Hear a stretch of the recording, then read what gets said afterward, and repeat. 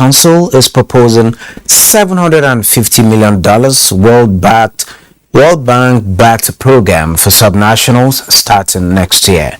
Just as state governments and their agencies are told that they have a significant role to play in ensuring an enabling environment for businesses to thrive. Vice President Yemi Osinbajo made this assertion at a virtual meeting of the Presidential Enabling Business Environment Council, where a presentation of the State Action on Business Enabling Reforms program coordinated by the Secretariat and the World Bank was discussed. The SABA program is a 3-year performance-based intervention jointly designed by the World Bank and the PEBEC Secretariat with support from the Federal Ministry of Finance, Budget and National Planning and the Nigeria Governors Forum Secretariat. The purpose is to incentivize and strengthen the implementation of business enabling reforms in Nigeria, specifically across the participating states of the Federation and the FCT. The program is a $750 million operation comprising two main areas: $730 million program for results financing component and $20 million for technical assistance for investment project financing. The International Trade Secretary Anne-Marie Travarian has launched the new Developing Countries Trading Scheme, DCTS, which will extend tariff cuts to hundreds of more products exported from developing countries, going further than the EU's generalized scheme of preferences. This is on top of the thousands of products which developing countries can already export to the UK duty-free. The scheme means that a wide variety of products, from clothes and shoes to food that aren't widely produced in the UK, including olive oil and tomato, will benefit from lower or zero tariffs. The Developing Countries Trading Scheme ensures that British businesses can benefit from more than £750 million per year to reduce import cuts, leading to more choice and lower choice or cost for UK consumers to help with the cost of living. UNICEF has developed the Multiple Cluster Survey, which is a household survey to assist countries fill the gaps for monitoring human development indicators. In 2021, it supported the federal government to begin the 6th of such surveys in the country. Moplang Dakok reports.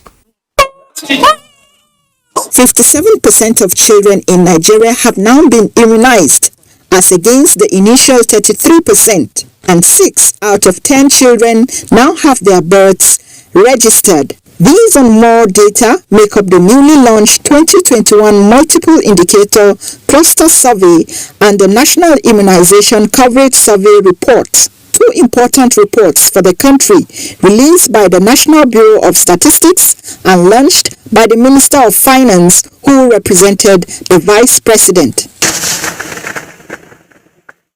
As we launch this report today, the quest to achieve our development goals and objectives is still the priority of government, particularly towards improving access to immunization for all our children as and when due. Experts say the surveys are timely because they provide fresh data on women and children after the COVID-19 pandemic to provide evidence that will help shape interventions and focus resources in a way that helps children and their families reach their full potential.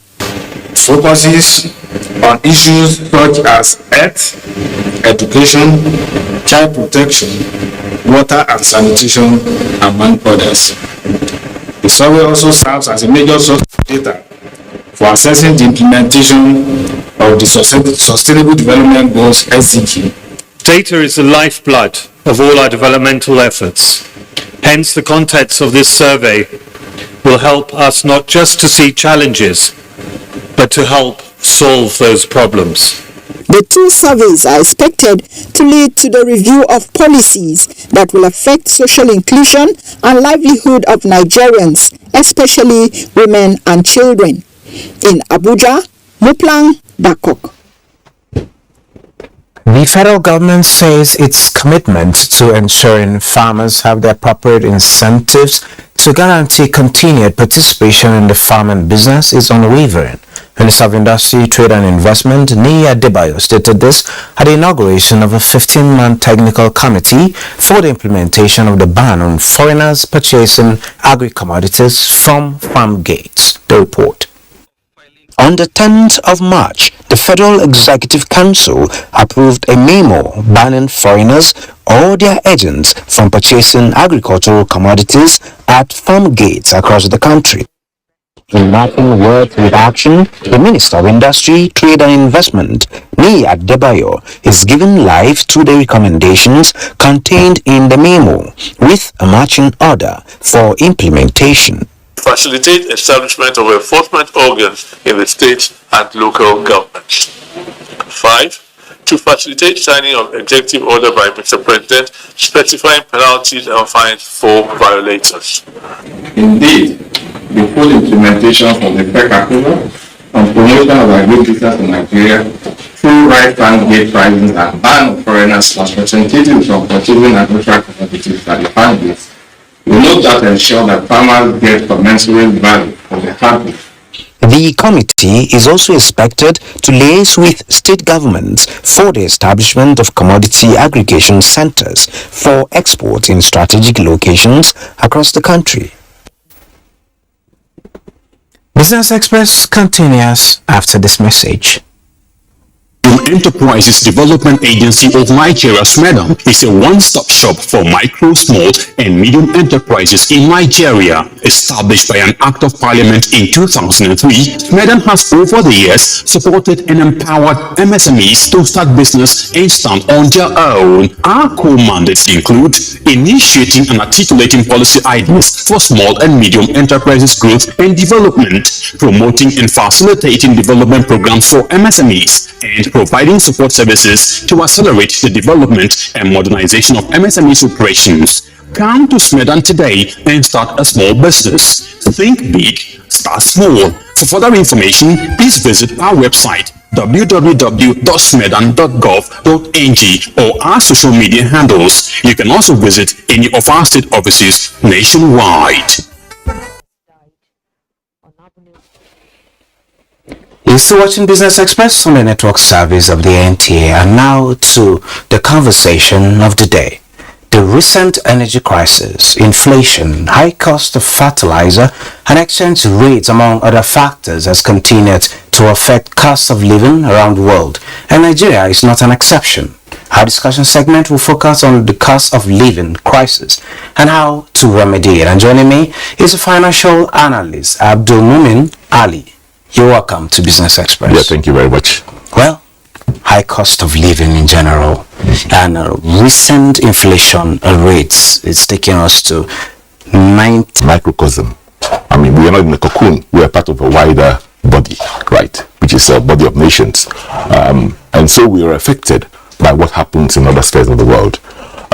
You're aware that by February 24 this year, Russia invaded Ukraine, and that basically changed the geopolitical dynamics of the region, and it broke what we call the global supply chain. So you have energy costs rising by as high as 90% worldwide. You will notice that in Nigeria, the price of diesel, for instance, skyrocketed from 300 naira per liter thereabouts in March this year to just under 900 naira per liter today. This automatically affects some transportation costs, logistics, and all that. And if it affects logistics, then it's ultimately going to affect, the price of the goods that are manufactured or sold. And that is one of the reasons why we've had a very huge spike in inflation. We are 15.6. We are 15.6% only in December last year, but we've gone up by 400 basis points, up to 19.64 as at July this year. Well, from all these challenges you've seen, before now, yes, the global economy was recovering from COVID-19. Then the Russia-Ukraine war coming into play, more like in a time that the Nigerian economy is also recovering. What do you think of production? How do you think of local means of ameliorating some of these challenges rather than just keep waiting to import from the global community? the challenge we have is that the way our economy is currently structured is highly dependent upon imports, right? And so we need to do a rethink. We need to really sit back, and rejig even our mentalities. We have an elite that are addicted and strong on imported goods. Send the children abroad, go for medicals abroad, go for vacations abroad, buy only things that are manufactured elsewhere. We don't manufacture locally. We don't produce what we eat. We don't produce what we need. And as long as we have an economy that is structured this way, we will forever remain dependent on, whatever happens on the outside. However, like I said, it takes a lot of political will. It takes a lot of originality, and it takes a lot of serious hard work to sit down and say, hey, wait a minute, we need to, rejig how we do our things. We need to begin to think, believe, and live Nigeria. Well, talking about rising cost of living, yes, revenues are dwindling. Government needs money to run government business. And with the sale of the NNPC, money is no longer coming to FAC, following the considerations, or like say, the templates at which the new system is going to be running. And recently, government now increased the cost of tariff for voice calls, data, and SMS to like a 5%. What does it imply to general economy? I would want to disagree with you about the sale of NNPC. If you say government sold NNPC, the question I'll ask naturally is to who? Right. What the government has basically done is to, follow the directives of the Petroleum, Industry Act, which says, okay, commercialize this business, spin it off over the years. At some point in time, of course, I expect NNPC to have an IPO, an initial, initial plan public on how it's going to go. Yes, right, and then people from the public will take ownership of NNPC. But for now, we still own 100% by government. So basically, it's owned by government. FGN owns NNPC up till date. So it's just it's a process. It's going to the capital market. Yes, it's a process, and that's going to take a couple of years before we get to. Okay, with the 5% excise duty increase on voice calls and data and SMS, what do you make of it? I have looked at this and I honestly do not understand how it's going to impact on the pockets of Nigerians. I'll explain. If you recall, by 2001, 2002, thereabouts, when we started having GSM communication in Nigeria, we started with 15 naira per minute calls and 10 naira SMSs. But over the years, SMSs have dropped from 10 naira to 4 naira. Okay. That's a 40%, the 60% decrease in the original price. And we still it didn't change anything. So yes, there was 5% excise duty on voice and data and all that. But if you are an average user of 2,000 naira data in a month and you have a 5% decrease, it becomes 2,100 naira. I don't know how that 100 naira will significantly change, your spending habits. So it doesn't have impact as much as Nigeria is one of the countries that pay the lowest in the world when talk of charges for such services by the telecommunication companies. I wouldn't swear by that, but I know that our taxes are pretty low, right? And it's very much in order. Okay, in the whole of the communication thing, how does it help in enhancing our businesses, and what advantage should we kind of take? More like the 5G initiative is coming on board, deployment, the processes of deployment are ongoing. How can Nigerians take advantage of that, particularly for business purposes? Well, of course, 5G is going to change the dynamics of business because 5G makes possible the Internet of Things, right? Sure. So I expect that with our youthful population that are very, very creative and all that, much startups will come into play, and the economy is better for it. But having said that, you were saying something about the business. Well, aside, we're talking about the voice calls and the impact. Like you said, it will make much impact. 100% increase, 5% increase in the pockets of Nigerians, and all of that. Let's move to, yes, you have power being, the charges for power being on the increase. You have tariff hike also in calls and all of that, and salaries still remain the same. What happens to savings and investment? Of course, if you're looking at the consumer, and minimum wage 30,000 naira, and that remains constant in the view of 19.6% inflation. Increase, inflation. Yeah, but basically it just means that my spending capacity shrinks by about 20%, right? And if that happens, I mean, and I still live at the standard of living I was living, then off goes my savings. But you also notice that the CBN has, with its monetary policy rate last month, tried to address that. In the last by increasing the interest rate. Yes, by increasing the rates from 13 to 14. Prior to then, the increase from 11.5 to 13. That was in May. Now, these two reactions were basically with a view to stimulating savings, right? Because the CBN believes that there's too much money chasing a limited number of goods in the market, and that's why our prices are going up. Sure. So they believe that, okay, if they can mop up some of this monies from the system, right, it reduces the amount of money in circulation, right? That means savings, of course, because if it's mopped up in the system, it gets back into the banks. How about the investment where the manufacturers should get hold of some of these monies, buy machinery? Yes, you can talk of a cost of foreign exchange being high because you have to import this technology, you get it, and the machinery and all that. How about increased production to ensure that supply outweighs demand? There are still constraints. There are manufacturing constraints. One of them is power.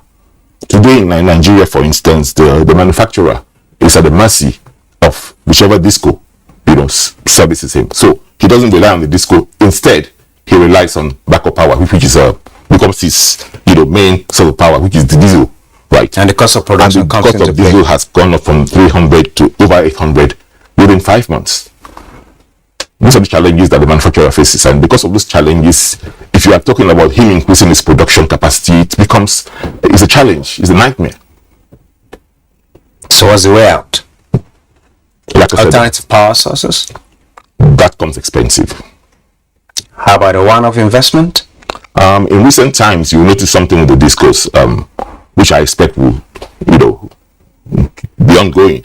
You will notice that some ownership has technically started changing. Ongoing reforms, yeah. So over time, you expect people that have the capacities, people that have the technical knowledge to be the one driving these discos. Yes, you still have the issue of subsidies on the cost of power, but we believe that over time, with the right people in these discos, you begin to have the capacities to meet the demand of Nigerians for power. And when we have power inching up by even as little as 20% from what we have today, then you're going to see a clear difference, in the capacity of manufacturers to meet up.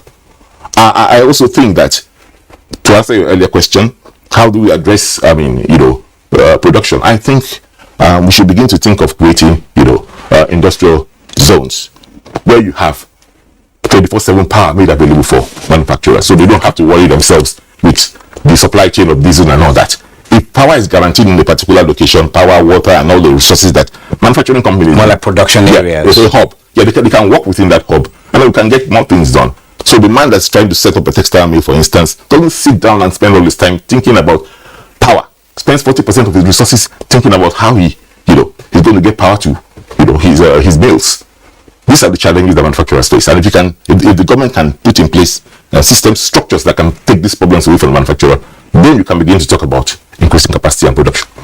Abdul Mumin Ali, thank you so very much for those suggestions. I'm sure they are very, very timely. Thank you for sharing your thoughts with us at this particular point in time. Thank you very much. Thank you. Moving on, gold prices were down slightly on Wednesday with gains capped by a firmer dollar, while investors braced for any guidance on future U.S. interest rate hikes from the minutes of the Federal Reserve's latest policy meeting. Let's see prices of other commodities.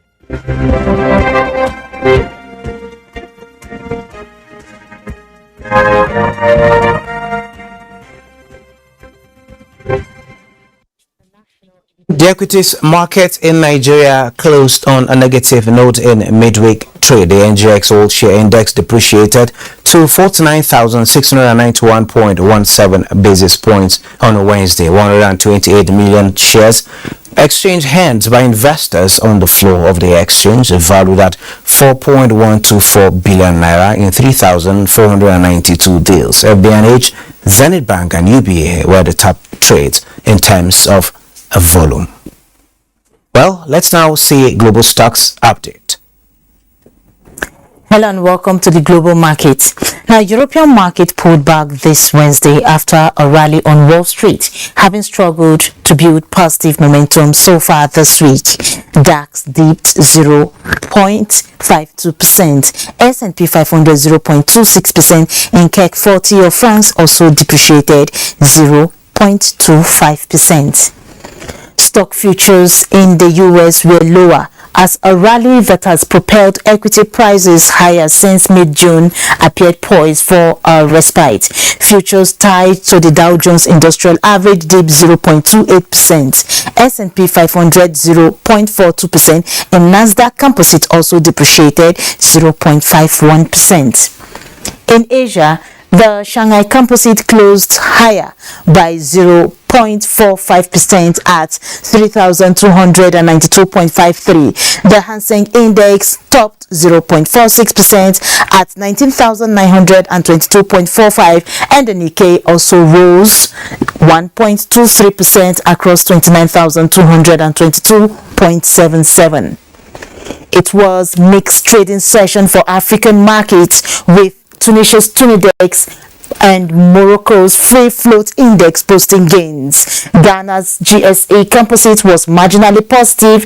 Namibia's overall index was negative, while Nairobi's all-share maintained previous numbers.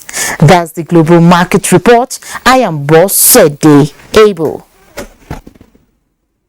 On that global note, we end this episode of the program. Don't forget, you can access all previous episodes on YouTube. Join us again on Thursday at 9:30 a.m. for another fresh episode. I am Benny Adam saying, have a good day ahead.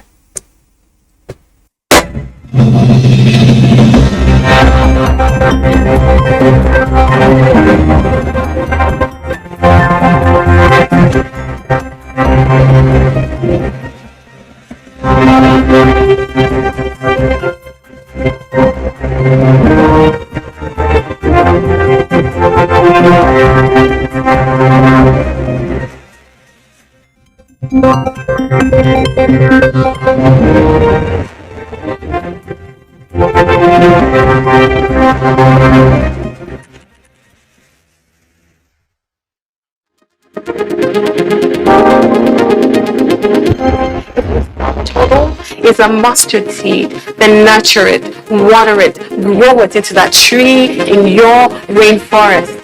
And she already stands in front of it and must see the picture. We have highlighted one of the prevalent social issues